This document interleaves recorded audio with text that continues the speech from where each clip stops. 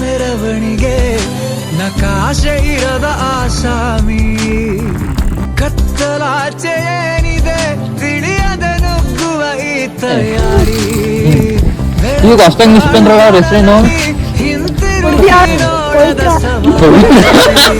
ಸಂಚಾರ ಕಾಣದೂರಿಗೆ ಅಲೆ ಮಾರಿಯೇ ಅಲೆ ಮಾರಿಯೇ ಊಟ ಮಾಡಿದ್ರಾ? ಏನ್ ಊಟ? ಹಬ್ಬ ಮಾಡ್ಲಿಲ್ವಾ? ಮಾಡಿದ ಮತ್ ಬಿಸಿಬೇಳೆ ಬಾತ್ ತಿಂದ ಅಂತೀಯಲ್ಲ ಮರೆಯ.